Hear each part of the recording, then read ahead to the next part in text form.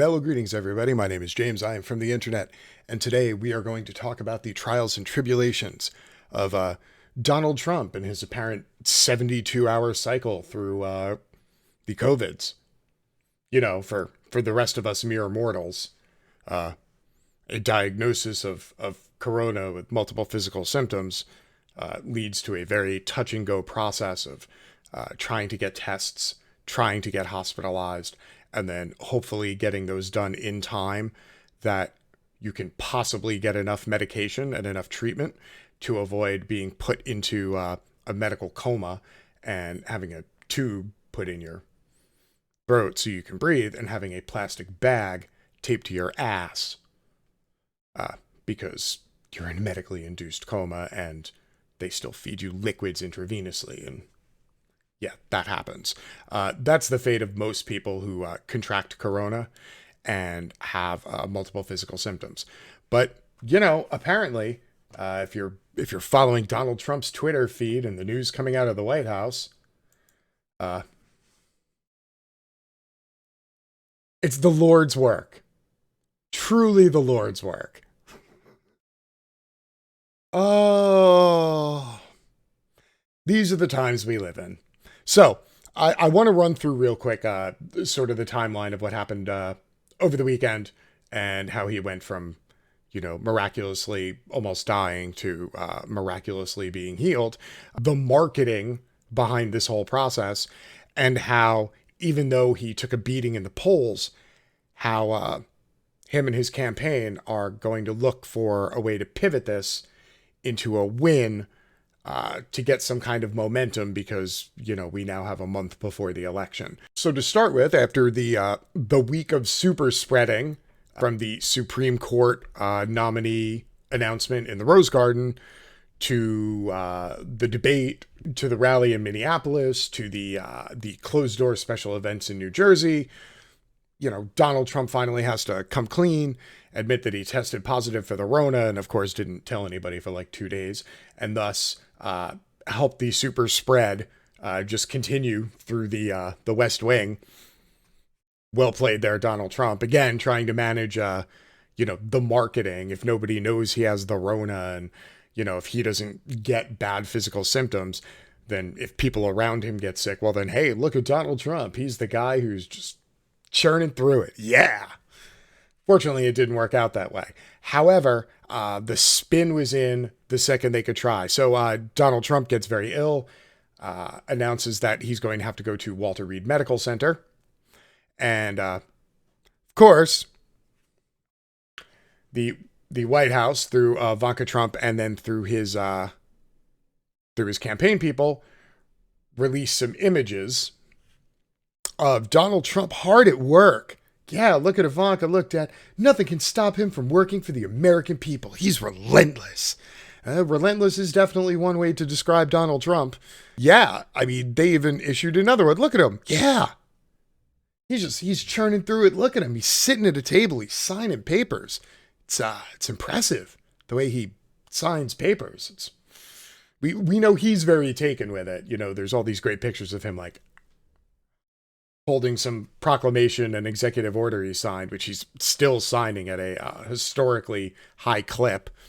Of course, you know, as they slowly tried to release these through the weekend, it took the internet, you know, a whopping hour to go through everything and realize that with the tags in the metadata on the photos, that these two pictures were actually taken 10 minutes apart and not like 8 hours apart to show him hard at work. So of course, after this hoax got outed by the internet, Donald Trump decides that he's feeling well enough to walk 40 feet to a car after he gets jacked full of steroids, and immediately has the presidential motorcade drive around Walter Reed Medical Center, where Trump supporters have gathered. There's hundreds of them out there with, you know, American flags and Trump flags, and woo, we're praying for you, Mr. President. Praise Jesus.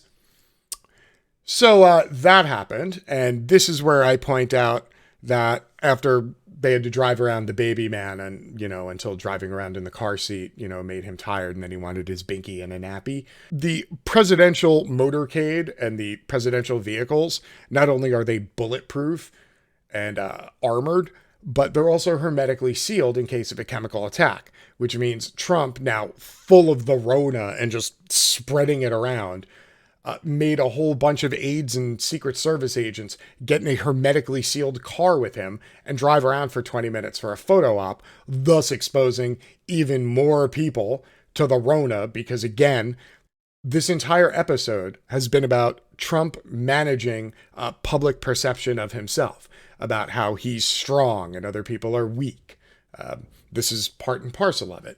And he is literally willing to get other people sick with a fatally gnarly virus just so he can wave for the camera and show people that he's strong. Yeah, Donald, you're strong. Woo! So, of course, Donald Trump goes to Walter Reed, and this is how they decide to treat him. So President Trump stayed at the presidential suite at the Walter Reed National Military Medical Center for a few days. The president's doctor released a written statement saying that Trump was, quote, doing well after testing positive for coronavirus, adding that the president is, quote, not requiring any supplemental oxygen. Very important to point out that the president was not put on a ventilator, because, of course, if he was, before that happened, they would have to sign the order and temporarily grant Mike Pence the power of the presidency, because it would be impossible for President Trump to do his job if he was on a ventilator. But Trump was given remdesivir, an intravenous antiviral medication, which has been shown by rigorous scientific testing to be helpful for treating COVID-19. Before the president left the White House, he received a single dose of Regeneron's polyclonal antibiotic cocktail, which is an experimental drug that's shown promise in initial trials in improving symptoms and reducing virus levels in the body. The drug is currently being evaluated, but has not received FDA approval. Given the president's age, 74, and his weight, 244 pounds, doctors said he's at higher risk of serious illness. I'm sorry, 244 pounds? I would be more prone to believe that Trump's credit rating is 244 before I believe his weight is 244, okay? Donald Trump hasn't been 244 since like season 4 of The Apprentice. Straight up. Not that I'm one to discuss, but I'm not the one who has corona and is trying to, just shrug it off and talk about what a tough guy I am. Trump wants you to believe that he is Superman, that he is invulnerable, that, quote, he beat coronavirus, because let's be honest, it's the only way he's going to be able to say he beat coronavirus. He most assuredly did not beat it in the national sense. As, what are we up to now? Almost 210,000 people dead. And I don't believe any of them received medications from Regeneron. So after getting all these great drugs, and then getting shot with a high-dose steroid, and then tweeting out about how, I've never felt better. This is the best I've ever felt. It's amazing. I feel tremendous. My body is tremendous. I have a tremendous ability to fight off infections. Trump decides that in under 72 hours, he's going to go back to ground zero of the super spreader event and go back to the West Wing so that he can appear strong. Because God forbid the president of the United States, who's infected with a incredibly gnarly global pandemically transmitted virus, stays and gets better. No, Trump's going to go back to the White House. And this is what that looked like. This is obviously here it's going to come. Here we go. A very different, takes it off, and incorrect message. and you see him here. He takes it off, and he's getting ready for his pictures. The flags flank him. Right, Caitlin? This is what he did. This is the moment. This is what he produced it for. He wants the image to be, I'm strong. This virus is nothing. His tweet today, feeling better than I did 20 years ago. Don't be afraid of COVID. Don't let it dominate your life. There he is. This is the image he wants. So you can see, like, it's difficult for him to breathe. Like, he shouldn't be out of a hospital bed. He should be, like, continuing to get medical care. But no, Donald Trump is more interested in you thinking that he's nigh invulnerable and that he was right and that COVID isn't that serious and that all those libturd Democrats, you know, who are governors and senators are overreacting and, you know, they're just weak. Yeah, look at me. I'm standing on a balcony and I can barely fucking breathe. Woo! Like, what the fuck is going on here? Yeah, and let us remind viewers now that the president is on steroids and a drug that fewer than 10 people outside of clinical trials have gotten inside the United States to deal with coronavirus. What the president is portraying by taking his mask off when he gets back to the Truman balcony to give this grand return to the White House is that everything is fine, and as he said, don't let coronavirus control your life. The vast majority of people who you're telling to not be afraid of corona, they don't have that access. If they contract coronavirus, number one, it's going to take them a hot minute to find out that they actually have it.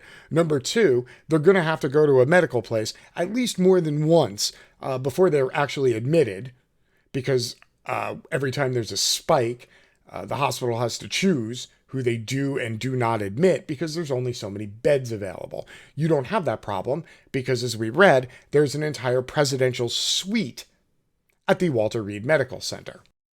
Now, lest people think that I'm just, being a lefty and I'm, sourcing lefty news people for lefty stuff. Okay? Even TMZ is talking about how Trump is standing on those steps fighting for his life to breathe. Okay? This isn't me. This is fucking TMZ. Okay? I don't think TMZ is, controlled by the left cabal of media. It's TMZ. They literally run articles about people farting in public. So, simmer down. So how bad is it now that President Trump has decided in 72 hours to come back to the White House when he's obviously still very contagious? This place is a cesspool. White House staffers furious at Trump's insane return from hospital. This seems on brand. President Donald Trump left Walter Reed Medical Center, returned to the White House, and his staffers are furious. The president announced his COVID-19 infection early Friday and spent the weekend getting treated at the hospital, and aides and officials who work with him were alarmed by his dramatic return to the White House. Quote, "It's insane that he would return to the White House and jeopardize his staff's health when we're still learning of new cases among senior staff," one White House source told the website. Quote, "This place is a cesspool."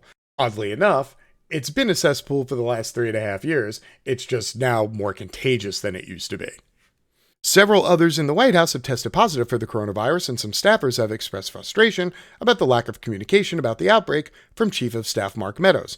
Quote, "Trump was so concerned with preventing embarrassing stories that he exposed thousands of his own staff and supporters to a deadly virus," the White House source says. "He's kept us in the dark, and now our spouses and kids have to pay the price. It's just selfish." Yes, Trump's a narcissist. That's kind of the point. Secret Service agent on Trump. He's not even pretending to care. The relationship between Donald Trump and his Secret Service has long been strained over the last few days. It's grown vastly worse. Last week, agents, quote, "expressed their anger and frustration to colleagues and friends, explaining that Trump's actions had repeatedly put them at risk. Quote, "He's never cared about us," one agent told a confidant. The report added that the Secret Service agents said it was unheard of for agents to openly complain about a sitting president. Quote, "But that some currently in the ranks had become convinced during the pandemic that Trump was willing to put his protectors in harm's way." So even the people who are sworn to protect him with their lives are kind of sick of the way he's treating everybody's lives. Now, a lot has been said about left reactions. Oh, people are hoping Donald Trump dies. Oh, the left is being so mean. Now, I can't speak for the entirety of the left, so I'm going to say 3 things here. Number 1, I don't want President Trump to die. I want him to live, and then I want him to lose to Joe Biden, and then I want to watch his shattered eggshell ego just on the floor in pieces as he sits there and tries to cope with the fact that he got beaten by Joe Biden and now has to, hang his head in shame and slink his broken ass out of the White House in public view. That's what I want to happen. If Donald Trump died, I don't get to experience any joy from that string of events that's hopefully going to happen starting about a month from now. We can only hope. Number 2, it's not like President Trump has been expressing sympathy with people when they are sick or ill. Does anybody remember Donald Trump's public response after Hillary Clinton got the pneumonia and she got sick? Remember that time when she was walking from the 9/11 memorial and there was people were holding her arm, half helping her into the limo to leave? And this was Trump's public response. She's supposed to fight all of these different things, and she can't make it 15 feet to her car. Give me a break. Give me a break.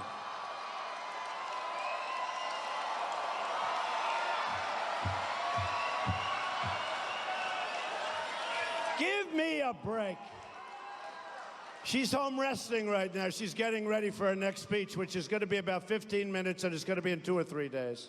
I think a wise man once said, "It is what it is."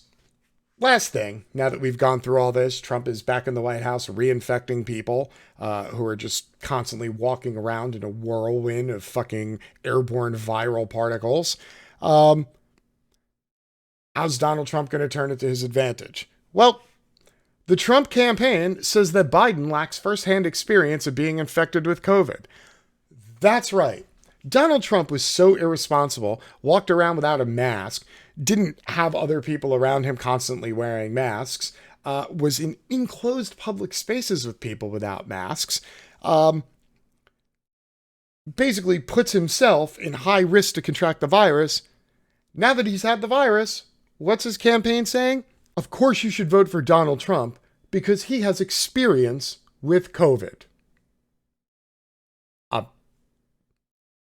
I'm not joking. I don't write this shit, I promise you. Erin Perrine, director of press communications for the Trump campaign, said Democratic nominee Joe Biden doesn't have, quote, those firsthand experiences fighting COVID that President Donald Trump has. In an interview with Fox News, Perrine said that Trump, quote, has experience as commander-in-chief. He has experience as a businessman. He has experience now fighting the coronavirus as an individual. Those firsthand experiences, Joe Biden, he doesn't have those. Those firsthand experiences are what are going to get President Trump 4 more years.